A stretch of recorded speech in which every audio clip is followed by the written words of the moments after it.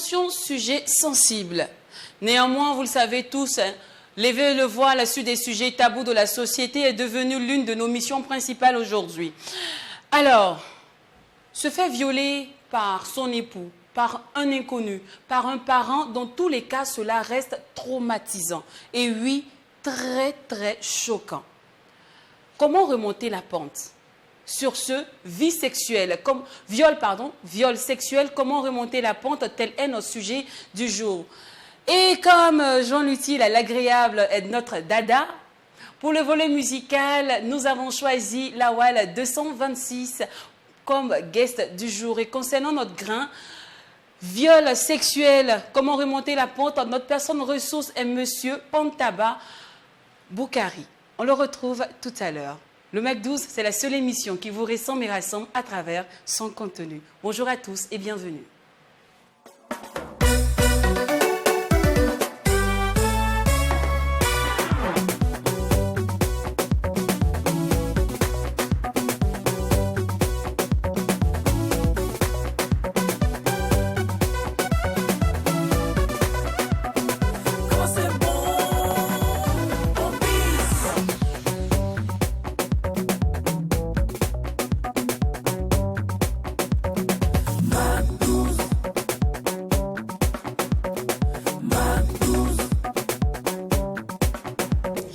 Information, divertissement, tel est notre programme du jour et tout ceci se fera dans une ambiance hyper méga giga folle, d'autant plus que quand il n'y a pas de folie, il n'y a pas de Mac12. Alors aujourd'hui, on a le devoir d'être à la fois hyper sérieux et aussi fou. Parce que le sujet qu'on aborde en première ligne de cette émission est très sensible. Ça, il faut le dire. La thématique que nous allons aborder aujourd'hui est tellement sensible que souvent les téléspectateurs vont se demander mais comment ils vont essayer d'aborder, d'ajouter cette dose de folie. Mais on saura quand même vous apporter du sourire tout en restant zen et serein. Bonne arrivée, j'espère que vous portez bien. Merci encore une fois de plus pour votre fidélité à votre émission Mac12. On ne cesse de le répéter, de le dire, cette mission d'animer, toute cette façon de réfléchir, de penser, de faire un rendu concernant tous ces sujets, franchement, c'est tout ce qui nous met la pression, c'est tout ce qui est plus compliqué pour nous. Mais qu'est-ce qu'on fait? On le fait ou on ne le fait pas? C'est clair. Mais on va le faire. Voilà, quitte à ce que peut-être il y ait des petits bobos, des petits rires par moment, des petits trucs choquants. Franchement, c'est aussi ça, hein, le risque à prendre. En même temps, nous sommes ravis toujours de traiter des thématiques comme ça, certainement pour éclairer des lanternes et puis également apaiser le cœur. Il est grand temps pour nous de rallumer forcément cette étoile qui dort chez certaines personnes et puis d'en faire de notre vie un rêve et de ce rêve une réalité ligne. Alors nous sommes une fois de plus ravis de vous retrouver en ce jour pour partager pourquoi pas nos différents avis. Bienvenue au Mac12. Bienvenue au Mac12, la seule émission qui vous ressemble et rassemble à travers son contenu. Nous sommes sur le bouquet canal au numéro 254 via les antennes de Trui TV et aussi sur la TNT. Si vous êtes assez très digital, ne vous inquiétez pas. Nous sommes une télévision assez fraîche et jeune. Donc, rendez-vous sur le profil Facebook Mac12-3 TV.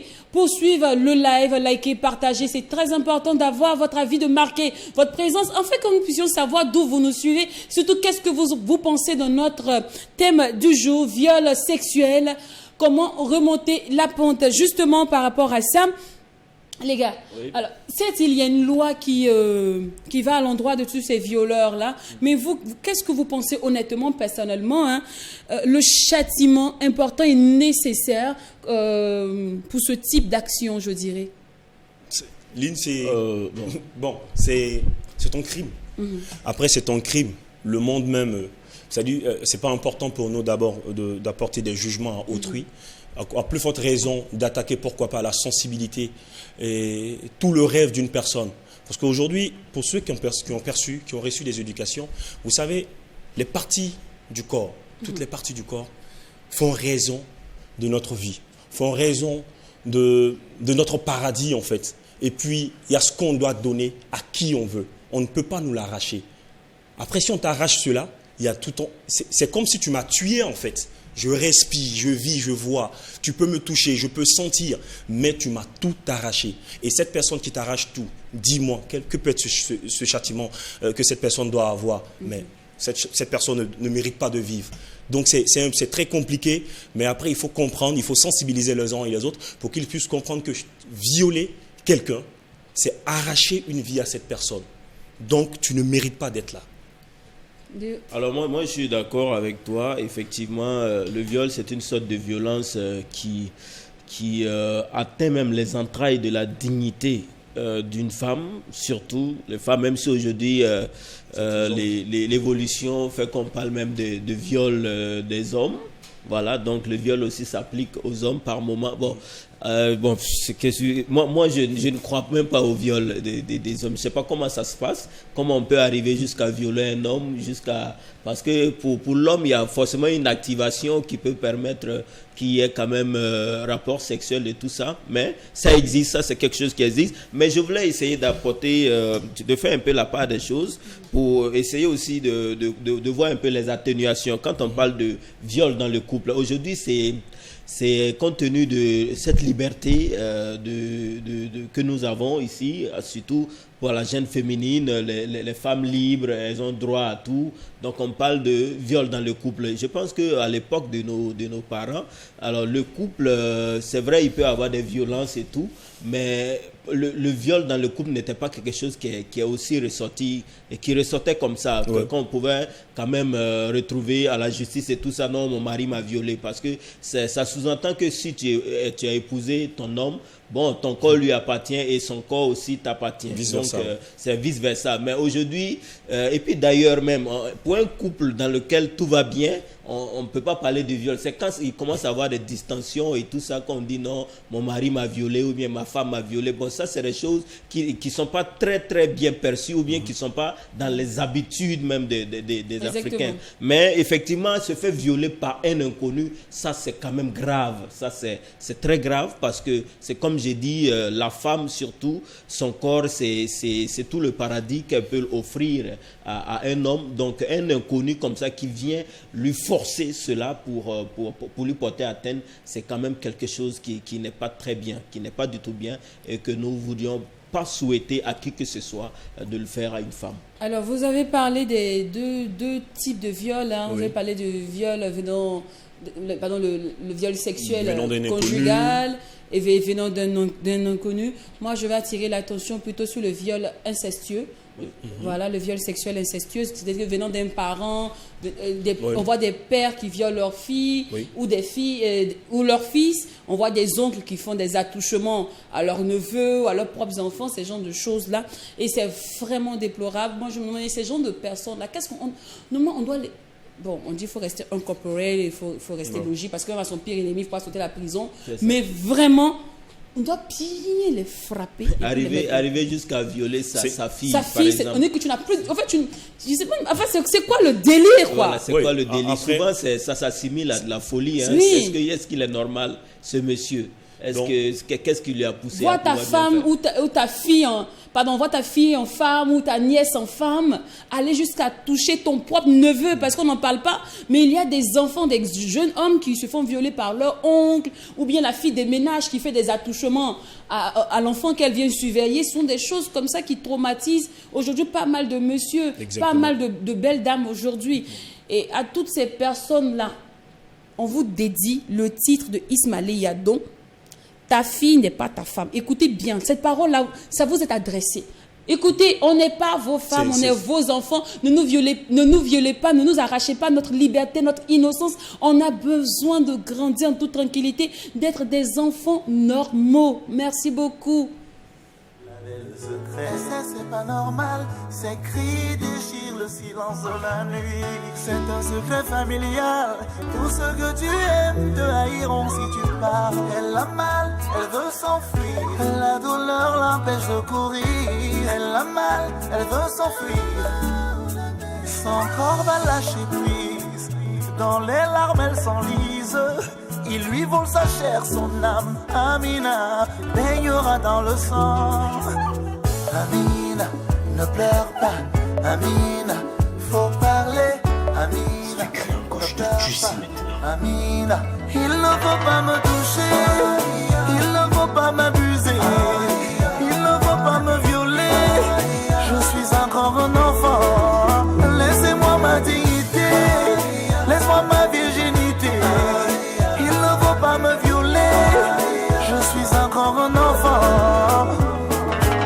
plongé dans le noir, tes yeux n'arrivent Ta fille a passé la nuit dehors. Tu n'es pas Moi, responsable de la haine d'un Mais je suis là pour ça, mon frère. Tout le monde doit savoir. Tu n'es pas la coupable, mais la victime. Je demande, c'est quoi ça? C'est comme ça que tu te comportes ici? Je veux plus entendre ça. Si jamais ça se répète, moi je te le nie. Toi qui n'as rien demandé, toi qui as tout supporté, le silence devient un fardeau. Laisse encore parler avec ces mots. Ta souffrance n'est pas un cadeau. Oh, oh, oh. Amina, ne pleure pas. Amina, faut parler. Amina, ne pleure pas. Amina, il ne faut pas me toucher, il ne faut pas m'abuser, il ne faut pas me violer. Je suis encore un enfant, laissez-moi ma dignité, laisse-moi ma virginité. Il ne faut pas me violer, je suis encore un enfant. Maman t'aurait tellement nangi, manouon yenambege, manouon sebeloe. Maman t'aurait tellement nangi, milega. Il ne faut pas me toucher, il ne faut pas me baiser, il ne faut pas me violer. Je suis encore un enfant, laissez-moi ma dignité, laissez-moi ma virginité.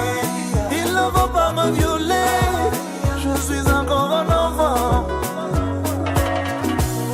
Papa, sors! Je vais te tuer! Je vais te tuer, tu vas voir!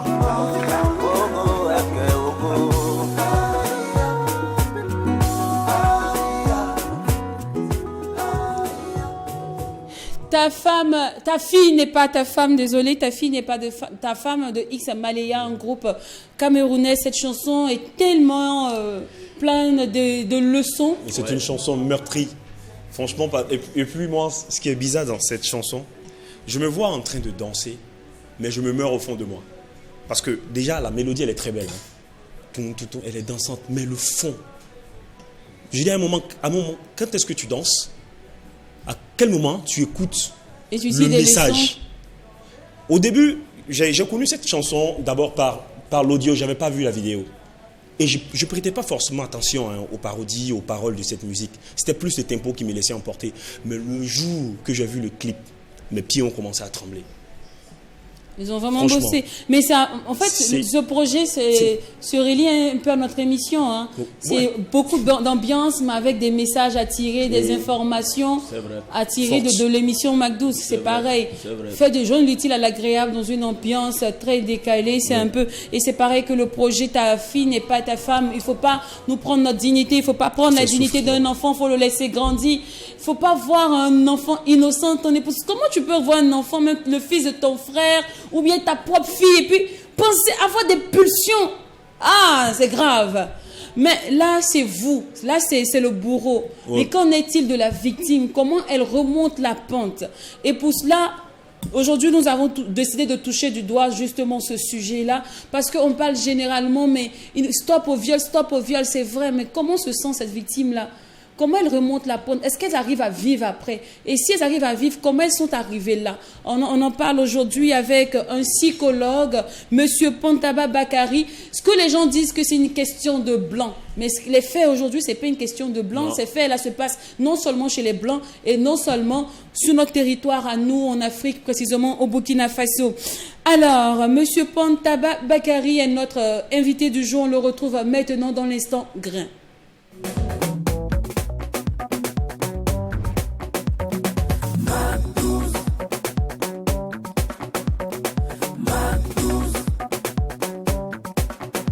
Viol sexuel, comment remonter la pente? On en parle avec M. Pontaba Bakary, à qui nous passons le bonjour. Nous disons merci d'avoir accepté de nous faire l'amitié d'être sur ce plateau. Merci beaucoup, merci pour l'invitation. Je pense que j'ai écouté avec attention les dires des autres. Je pense que c'est un sujet tabou. Tabou parce que nous sommes dans un contexte culturel où, au fait, les personnes victimes n'arrivent pas à exprimer leurs ressentis parce que vous savez qu'en Afrique, particulièrement au Burkina Faso, et la sexualité est un tabou. Voilà, je pense que j'ai écouté avec attention ce qu'il disait par rapport à la personnalité, l'intimité, l'estime de soi.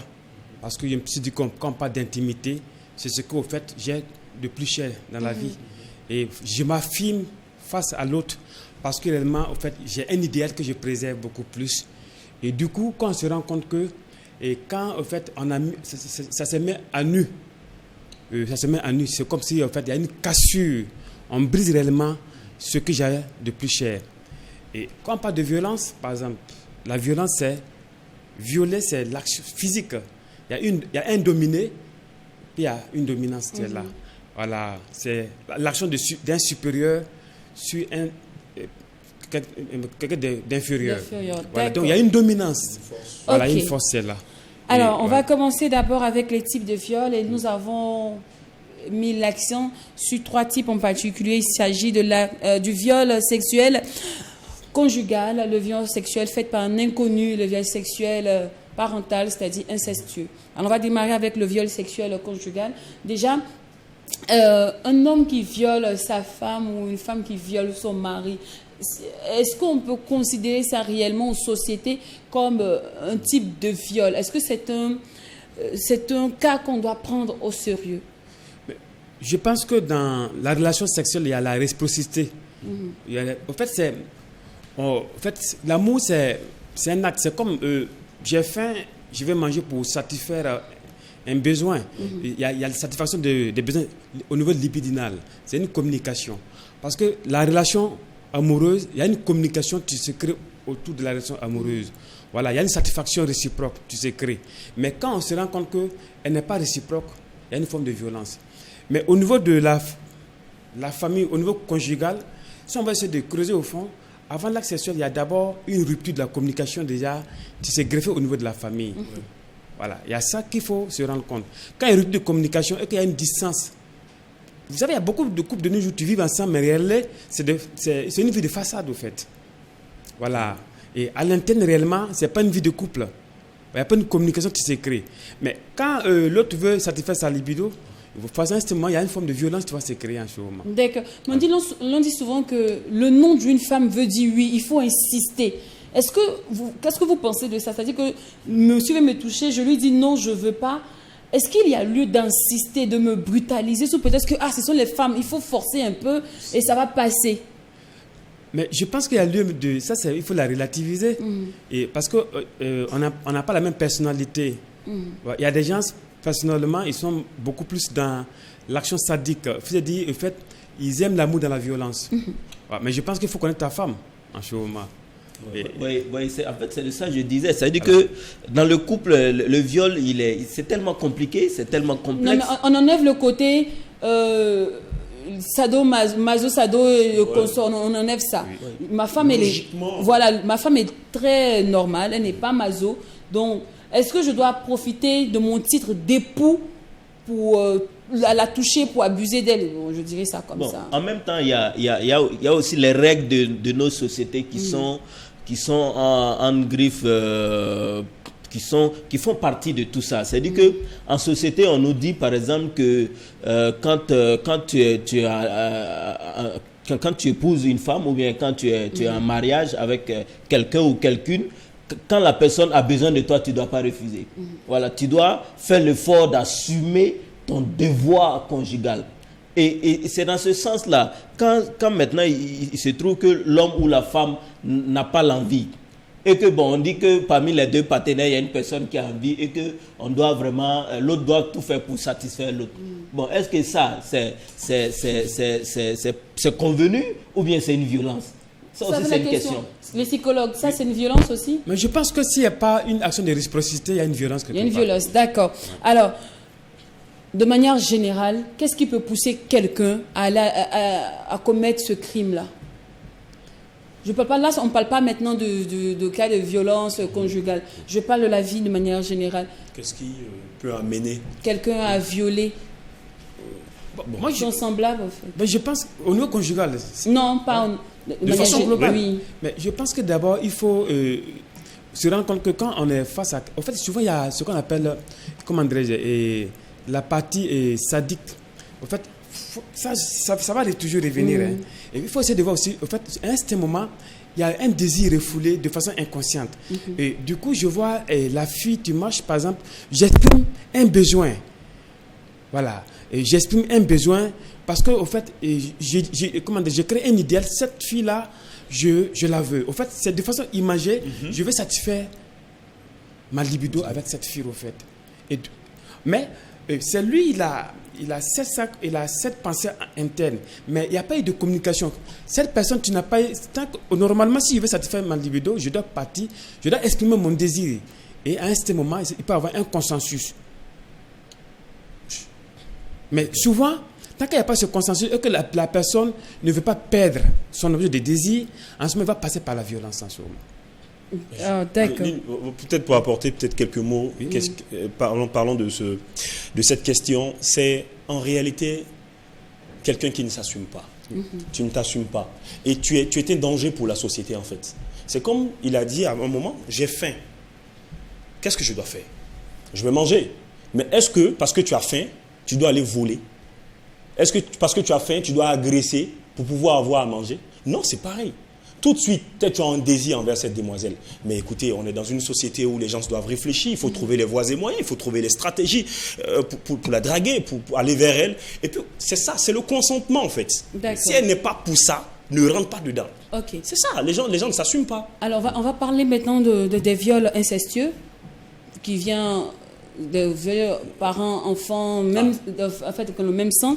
Alors, généralement, à qui doit-on parler? Quand je prends l'exemple où je me fais violer par mon père, est-ce que je dois partir voir directement les autorités ou soit un parent, par exemple ma maman, ma grand-mère, un oncle? Je pense que votre émission déjà va donner beaucoup plus des stratégies pour ceux qui vivent ça. Oui. Voilà, parce que je suis avec mon oncle. Souvent, c'est la peur. En fait, si la fille même accepte déjà d'être avec son oncle, c'est la peur, en fait. Et c'est les circonstances. Parce que, vous voyez, si tu en analyses, c'est souvent des enfants qui sont dans un lieu où, en fait, la maman n'est pas là, et la tante n'est pas là, où, en fait, ils se retrouvent face à chose. Et souvent, il y a un chantage, tu sais, au fait, autour. Si jamais tu révèles, tu dis, je vais te... Vous voyez, il y a certaines formes de chantage qui se fait autour de l'acte. Mais pour moi, une personne incestueuse, je pense que c'est une personne hors norme sociétale. Cependant, à qui est-ce qu'on doit se confier? Est-ce que je dois aller voir la police ou bien parler de ça, voilà, un membre de la famille? Mais je pense qu'il faut essayer de voir, dans la famille aussi, il y a les sages qui sont là. Il y a les tantes qui sont là. Normalement, tu dois confier le problème à une personne beaucoup plus âgée que la personne. Alors, voilà. DOH, toi, qu'est-ce que tu en penses? Est-ce qu'il faut régler ce problème en famille ou le traiter comme tout cas de viol? Oui, il faut le régler en famille parce que généralement les personnes qui subissent là, ce sont des personnes qui ne sont pas peut-être conscientes, qui ne connaissent pas vraiment le droit ou qui ont forcément peur. Sinon, quand une fille a un esprit vraiment ouvert et qui a déjà même des agressions venant certainement de son oncle parce qu'il y a des conditions qui sont posées. Généralement, c'est pour dire quoi? Je fais ça et si tu dis, soit je sais pas, tu quittes la maison, tu vas vivre dans la rue et tout ça. Généralement, ce sont les enfants même qui ont des problèmes, qui sont en manque de chaleur familiale. C'est-à-dire la famille est là, ça ne va pas trop, c'est un peu compliqué, et puis c'est l'oncle qui prend tout en charge. Généralement, c'est ça. Sinon, quand tu sais, l'oncle, consciencieusement, quand il sait que c'est une femme qui s'assume, qui connaît ses droits, mais attention, cette fille-là, elle n'aura même pas parlé peut-être à un membre de la famille. Elle va directement attraper la police et saisir également les hommes de la loi pour gérer ce problème. Donc, la plupart de ces cas-là arrivent, surviennent quand on sait que peut-être c'est ce monsieur-là qui gère papa, qui gère maman et tout ça. Et puis après, chaque fin du mois, c'est lui qui envoie peut-être l'argent de la popote. Le jour que tu refuses de faire, maman n'aura pas à manger, papa n'aura pas à manger. Et ça joue sur la tête de l'enfant. Mais après, quand ça arrive, avec le temps, quand elle va commencer à s'assumer, franchement, c'est généralement un membre de la famille qui est au courant de ces genres d'histoires. On dit en Afrique, il ne faut pas mettre la honte sur la famille. Il ne faudrait pas qu'on parte d'ailleurs et on dise que dans les familles, là, il y a un oncle qui violait X ou Y. Donc, pour ça, il faut régler ça en famille. Il faut étouffer l'histoire. Toi, Qu'est-ce que tu en penses? Oui, effectivement, moi je pense que d'ores et déjà, comme c'est un problème familial, aller jusqu'à la police premièrement, parce qu'il faut, moi je pense, parce que quand la police va venir, la police va chercher le coupable et tout ça, et comme on dit en Afrique, le linge sale se lave en famille, et moi je voulais quand même essayer de nuancer les dits de dos. C'est pas que, quand on dit incestueux, c'est pas que l'oncle, même entre les frères, même les frères et les sœurs, on se viole. Oui. Même le père, même il peut violer sa fille. Non, je suis juste allé sur la question de Lynn par rapport à oui. l'oncle et la nièce. Quand la police vient, quand l'appareil juridique intervient dans la famille, c'est juste pour extraire le coupable et puis voilà, c'est tout. Maintenant, moi je pense que comme l'a dit le psychologue, il faut essayer de voir dans la famille s'il y a une personne déjà, ou bien enfin, il faut trouver la stratégie pour en parler. Voilà, au cas où ça se résout pas maintenant, on fait intervenir l'aspect juridique. Sinon, effectivement, ça peut avoir des répercussions, ça peut avoir des séquelles. Après, la police, bon, normalement, nous sommes à la télé, donc on peut dire oui, appeler la police, c'est tout ce qui est normal. Mais quand la police va venir intervenir, après, ça peut se résoudre. Mais il y aura forcément des petites bisbilles dans la famille qui ne seront pas réglées aussitôt. Alors qu'on pouvait quand même essayer de régler ça en famille. Et puis bon, après, voir maintenant la justice et tout ça, si c'est pour régler ça finalement. Moi, je crois que il fait bien de dire tout cela. Bon, mais selon moi, tout de suite, quelqu'un qui a agressé, tout de suite, quelle est la réaction de la personne? Je suis agressé, je n'ai pas le fil, je n'ai pas tout de suite, je n'ai pas le fil de pouvoir gérer les choses aussi simplement. Quand je suis agressé, tout de suite je suis dans le tourment. Donc quand je panique, mais je regarde qui peut régler le problème. Le besoin c'est de se libérer. Voilà, c'est se libérer. Sinon, normalement, c'est ça en fait. C'est de toucher une personne très proche pour expliquer. Je vous écoute depuis, mais vous savez est-ce que vous savez qu'il y a des familles où lorsque tu vas dire à maman, elle te dit ça va passer, c'est rien. Il y a des familles malheureusement où les beaux-pères violent des filles et c'est en complicité même avec la mère. Parce qu'elle se dit, ton papa nous a abandonnés. Si ce monsieur aussi nous laisse, on sera à la rue. Donc ma fille, il faut supporter. Oui, mais dans ce cas, s'il y a une complicité, parce que nous, on parle de l'aspect où il y a une personne que tu pourras approcher, qui va mettre fin à ce acte-là. Mais si tu trouves que n'importe qui que tu vas approcher ne peut pas résoudre le problème, clairement, il faut déclarer la situation à la police. Oui, à la police. D'accord. Ok. C'est clair. Après, bon, vous avez déjà parlé du fait que pourquoi les victimes ont peur de dénoncer leur bourreau. Hein. Vous avez parlé de ça déjà, donc je crois pas. Tout est conditionné par des problèmes financiers. Généralement, c'est ça. Tout est conditionné par des problèmes financiers ou encore par des problèmes parentaux.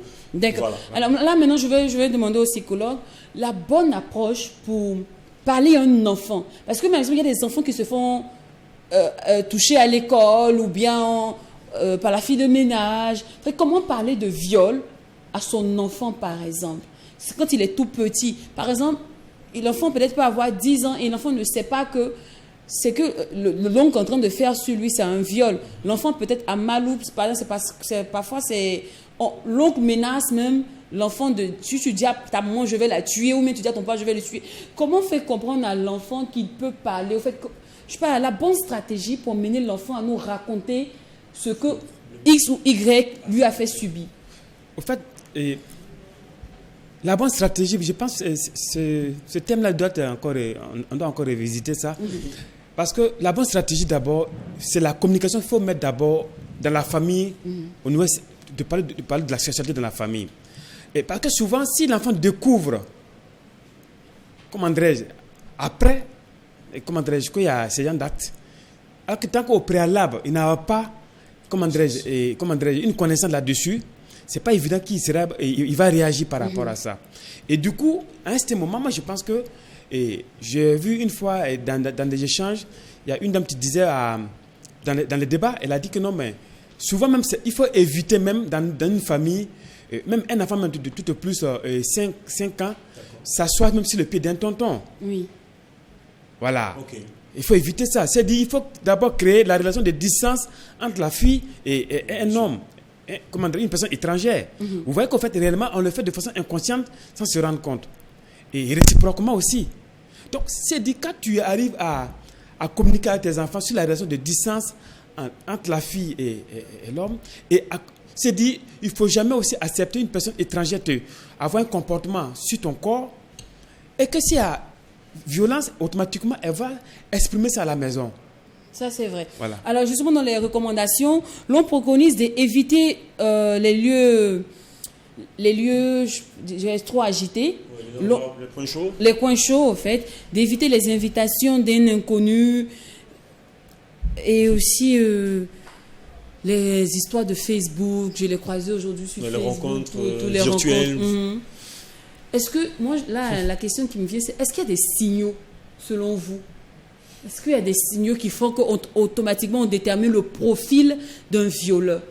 Parce qu'il peut être un agneau, c'est un monsieur qui est bien, moi je communique. Un violeur n'a pas de profil. C'est-à-dire qu'on constate cela à partir de l'acte seulement. C'est tout. Sinon, il n'y a pas de signe pour dire que oui, lui là, il viole, ou bien lui là, il ne viole pas. Ou bien lui là, il est violent, ou bien il n'est pas violent. Je pense que votre question, vous pouvez même vous répondre. Il y a souvent, vous avez des amis, vous avez vécu ensemble pendant 3 ans, et qu'à un certain moment, il peut poser un acte. Il dit, mais je ne crois pas que. En fait, on a une personnalité cachée en nous. Donc, en fait, la personnalité, il n'y a pas un indicateur, c'est pas comme un thermomètre qu'il faut mesurer le degré, comment dire, mal. Voilà. Donc, chacun de nous, il y a des personnes qui sont prédisposées même déjà dans leur comportement à le faire, mais on ne peut pas identifier ça, en fait. C'est ça. D'accord. Voilà. Alors, aujourd'hui aussi, il y a un autre fait, c'est que certains psychologues arrivent, certaines victimes, chers psychologues, il y a certaines victimes qui arrivent à en parler, tandis qu'il y en a d'autres qui ne veulent même pas entendre parler. Elles ont du mal à dénoncer. En fait, qu'est-ce qui explique cela? Il y en a d'autres aujourd'hui sur Facebook qui ont la facilité d'expliquer « hier on m'a violé » ou quoi que ce soit, tandis qu'il y a d'autres, c'est très très compliqué. Qu'elles viennent dire qu'on m'a violé. Et vous savez qu'en fait, violer une femme, je veux qu'on la circonscrive dans un contexte burkinabé. Oui, parce qu'il y en a d'autres victimes qui se sentent vraiment coupables. Elles disent généralement que non, c'est de ma faute.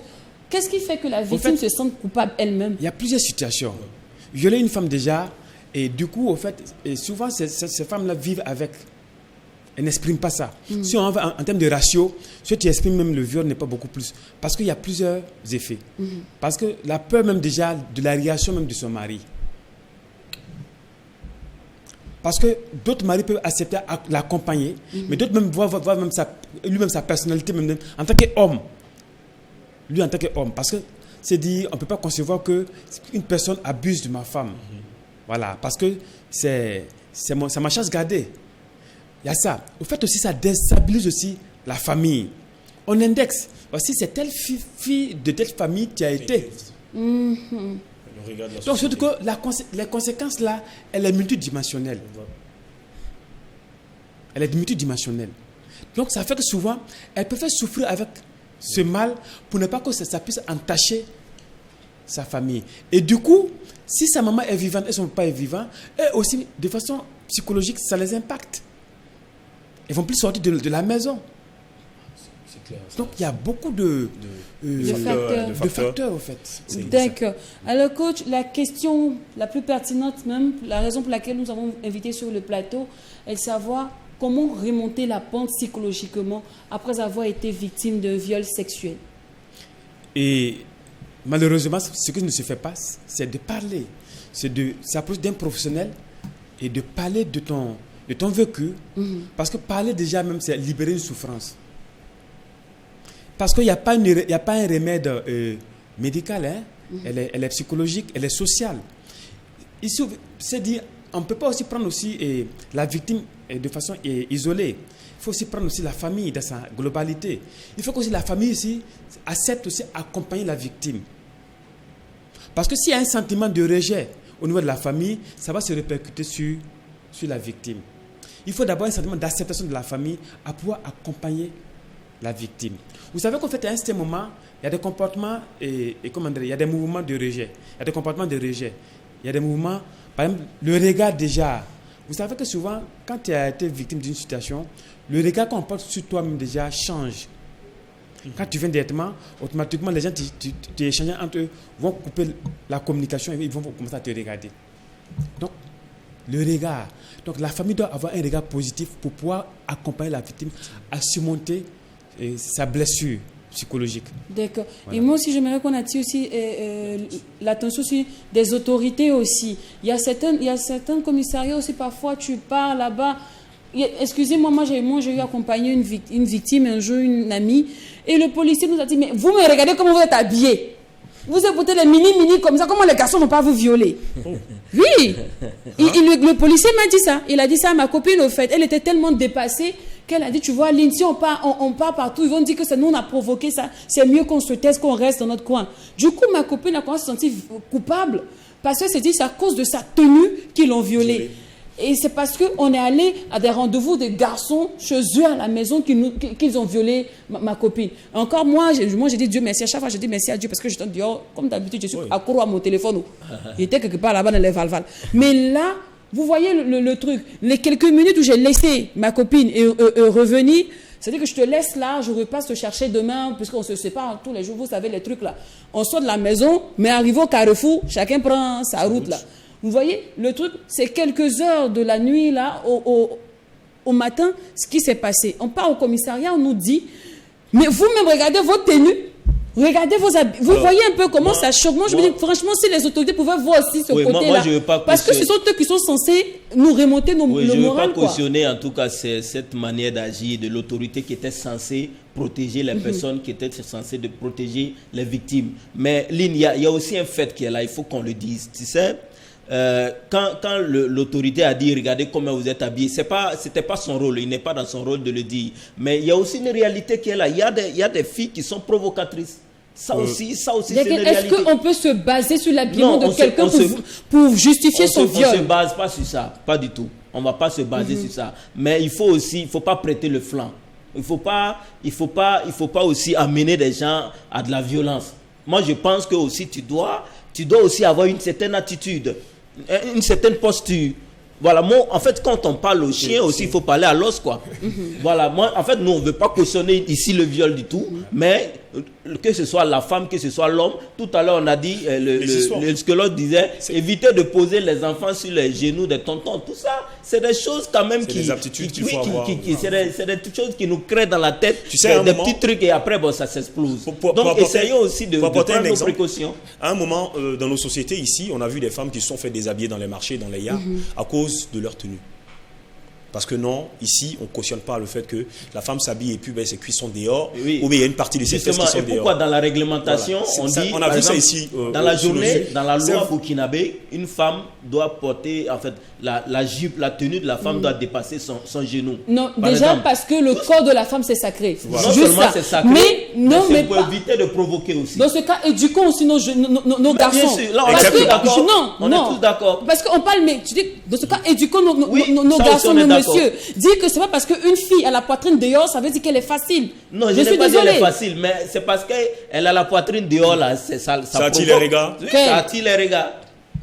Si tu étais bien éduqué, tu allais savoir si te tenir. Oui, bien sûr, mais la fille aussi doit éviter de provoquer. Ok, voilà. D'accord, merci beaucoup. Alors, c'était l'instant grain, viol sexuel, comment remonter la pente. Je crois que le psychologue a été très bien clair. Il faut savoir parler, il faut être ouvert, il faut avoir le cran de dénoncer notre bourreau, et aussi au sein de la cellule familiale, il faut accompagner psychologiquement la victime de sorte qu'elle ne se sente pas coupable, qu'elle ne se sente pas sale. Merci beaucoup, Monsieur Pontaba Boukari, de nous avoir fait l'amitié d'être sur ce plateau. Merci beaucoup. Merci beaucoup, chers téléspectateurs, pour ceux qui nous prennent en marche.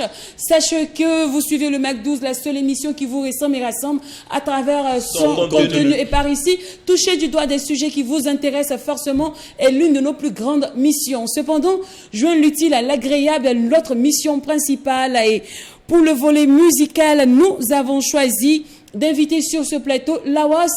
J'espère que je prononce bien cette fois-ci. Lawas 226. Avec lui, nous allons ajouter une touche chantilly agréable à notre moment de délire ce midi.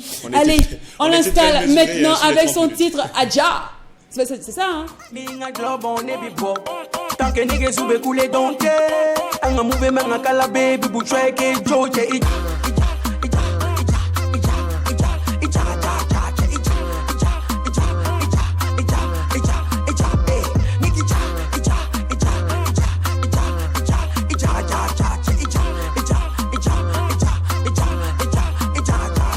le karma, tu nous suivras rarement. Demande à mon gars, bah turbo, ici c'est de la bad life. Tu t'amuses on pute, puis on prend ta meuf, ouais, tu te joues au bandit. Nous on est des cowboys, yeah. Qu'est des frais, qu'est des fraîches, qu'est des bons plans. Qu'est des bons plans, mais pas comme raton en plan. Difficile de suivre, ne pas caresser, c'est pas pour les tonfs.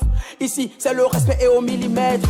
Même si t'es de passe dans centimètres. Demda, viens confumer pour que je fasse un décimètre. Hey, pour que je fasse un décimètre. Demda, viens confumer pour que je fasse un décimètre.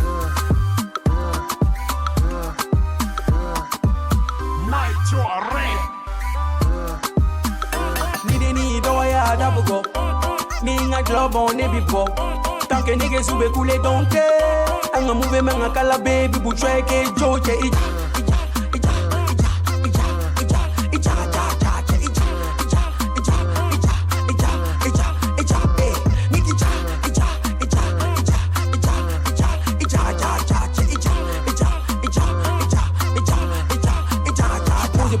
Sur les trônes super dorés, des lové pour sortir des quartiers paumés. Marie là, sur Instagram, fait pas la tronche. Je sors de là, sans aucune ingrati ni replay. La was de 6, hey, on ne connaît pas la peur devant personne. Un crime prémédité, pécho devant Antoine. Pas capté t'échapper, tu comme les Dalton. En infraction, t'es gondé sans pédale, je suis à Moscou. Hey, morsure, j'évite la morsure. Chez jaloux, serre les mines comme une putain de poubelle de vaudou. Pour atteindre mon niveau, faudrait se battre comme un solo. La défaite, un goût amer, goût de para, haute, nivaquine. Arrête de faire le malin, je ne suis pas là pour rigoler. Mon type est ferme la gueule, sinon je vais pas t'aider à te la casser. J'ai vécu dans le noir, non c'est pas le jeu qui me retient. C'est petit une fond qui chalée, ils se disent qu'ils font du rap.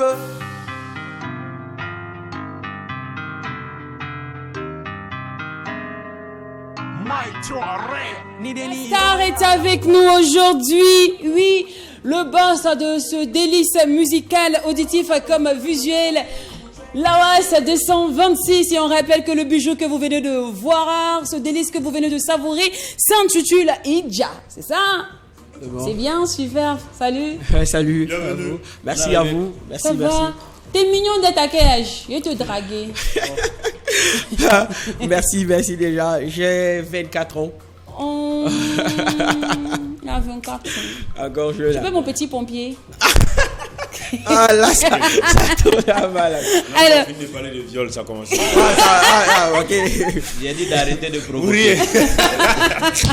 Alors, la voice 226, avant membre du groupe 413. Aujourd'hui, tu évolues en solo. On rappelle que tu t'appelles Tinto. Voilà. C'est ça? Tinto, c'est mon nom de famille. Voilà. Et Abdulaziz, mon prénom. Ok. À l'état civil, voilà. Alors, d'où est sorti le Lawas 226? Lawas, d'abord, pour tout dire, Lawas, ça signifie un grand n'est pas un petit. Ça m'a été donné par un ami, bon, paix à son âme, depuis la classe de 4e. Donc, j'ai décidé de garder ce Lawas-là comme nom d'artiste en source d'hommage envers lui. Le 226, pourquoi? Parce que je représente le Burkina Faso. Ok. Alors, comment démarrer l'aventure avec la musique? Bon, je dirais que j'ai commencé ma carrière en 2013. Bon, en 2013, comme vous l'avez si bien dit, c'était un duo. Le nom du groupe, c'était 413 à l'époque. On a fait pas mal de tournées ensemble. On a même participé à plusieurs festivals ensemble.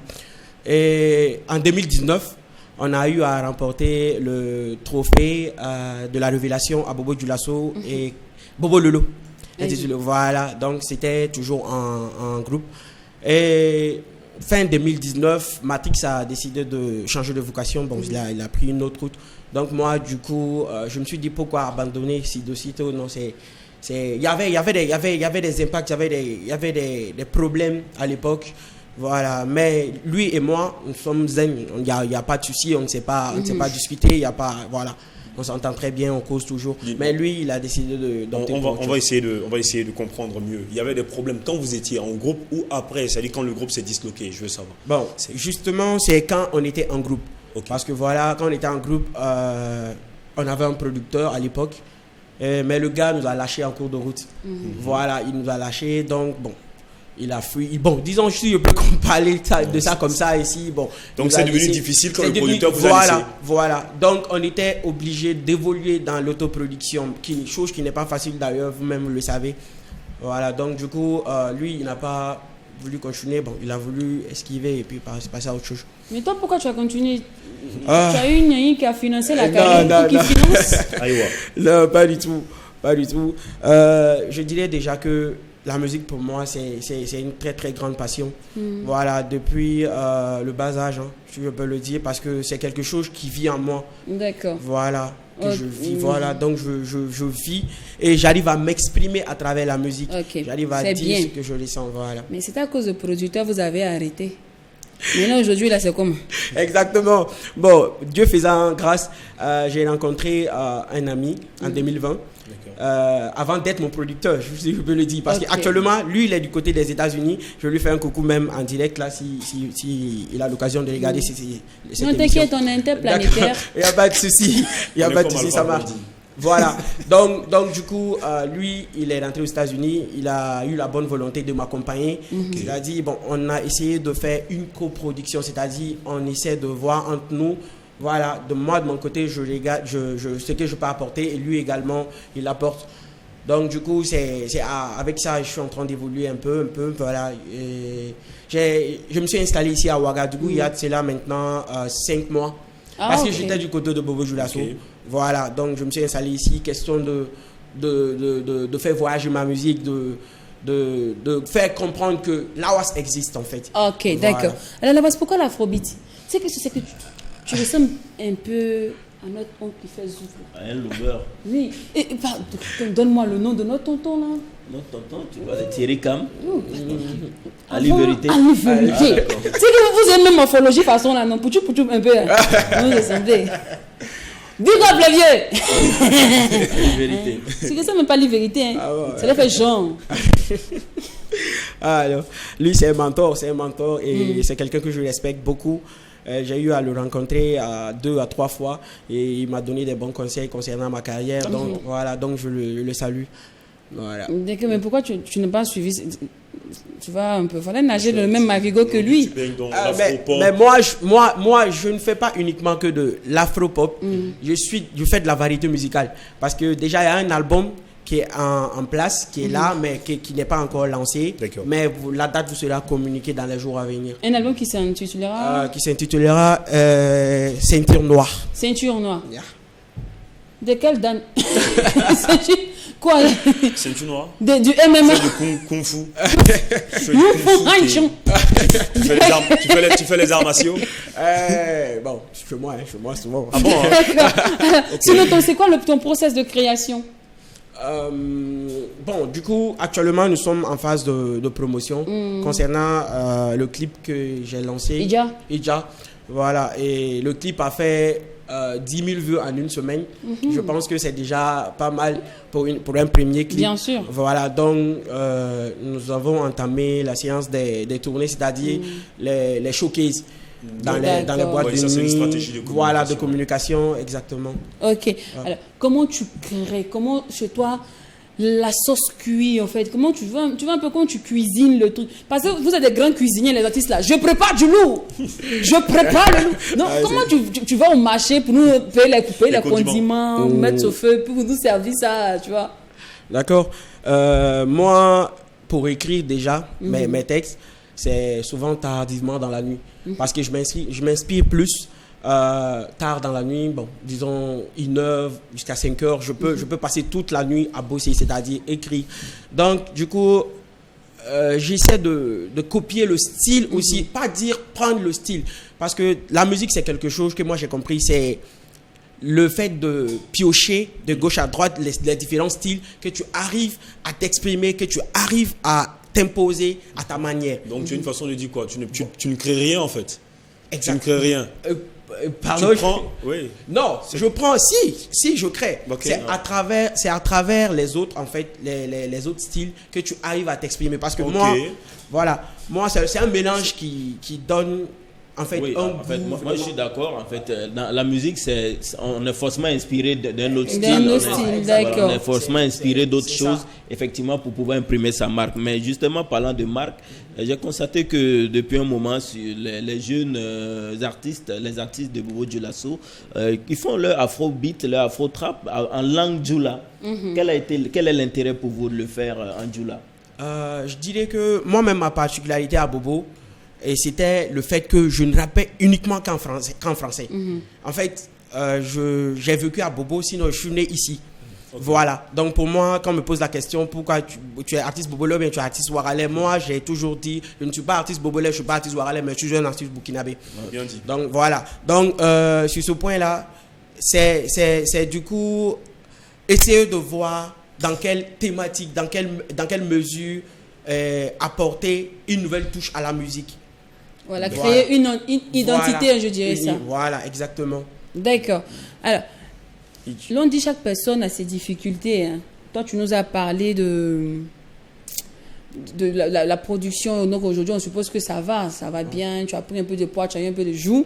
Cependant, ton stress à toi, tu fais ton astuce, pardon, pour gérer ton stress avant de monter sur scène. Il y a un peu de poudre. Chacun prend pour lui, hein. Tu vois un peu. Il y en a d'autres qui sautent, d'autres prennent les carreaux dessus, d'autres crient un peu. Et le commissaire risque de nous appeler. Voilà. Monsieur le commissaire, bonjour. D'autres ils prennent un peu d'alcool, tu vois un peu. Toi c'est quoi ton blaze? C'est l'eau, voilà, c'est le public. C'est l'eau. Bon, le public aussi. Voilà, parce que. Mais tu prends un peu tu sèches un peu avant de prendre. Mais tu peux s'en mouiller. Non, pas du tout. Au passage, je ne touche pas aux stupéfiants. Tu touches pas tu n'as jamais touché aux stupéfiants? Non, pas du tout. Bon, tu bois pas, tu fumes pas. Non. T'as goût à chaud alors. Mais en toute façon, qui ne boit pas, qui ne fume pas. Donc, bon, vous voyez, moi. C'est un donneur de gourmet. C'est un donneur de gourmet. Moi, mon astuce, c'est uniquement ma mère. Je pense à ma mère. Voilà, elle qui fait tout, presque tout pour moi. Parce que, bon, déjà à la base, c'est la personne qui met le plus cher sur cette terre, si je peux le dire. Voilà. Donc, du coup, quand je pense à elle, il y a une sorte d'énergie en fait qui rentre en moi et je me dis que voilà, elle doit forcément être à l'aise et je dois la mettre à l'aise, donc je bosserai toujours pour ça. D'accord. Contrairement certainement à d'autres artistes, ta maman t'a beaucoup épaulé, hein, elle t'a beaucoup soutenu. Exactement. D'accord. Elle continue toujours de le faire. Alors sur le marché actuellement, tu es vendable grâce au titre Ija qui veut dire rester focus. Donc tu es concentré. Les femmes ne peuvent pas te déstabiliser. Voilà, exactement. D'accord. Et tu nous prépares du lourd à travers l'album intitulé Ceinture Noire qui sortira très bientôt. L'on dit l'afrobeat, les thèmes abordés généralement sont la joie, l'ego trip, l'amour. Avec toi, on va rimer partout, on va rester. Exactement. On fait un peu. Je fais un mélange en fait. Voilà, je prends un choix. Exactement. D'accord. Alors, infoline pour tous ceux qui aimeraient te booker. Pour tous ceux qui aimeraient me contacter, je vais donner le numéro du manager. C'est le 67 01 70 10. C'est ça? 67 01 70 10, c'est bien ça. Ah, 19 autant pour moi. 19. Hein, 19. De toute façon, c'est déjà fini. Donc, si tu as donné le numéro bizarre. Ok, le 67 01 19 70. Voilà. D'accord. Merci beaucoup. Allez, rendez-vous est pris demain. Même canal, on n'oublie surtout pas que ce qui se passe au MAC12. Ne reste pas au MAC12. Et quand c'est bon. Non, peace. À demain, famille. Tant que niggas ube kule donke anga move manga kala baby butchweke joje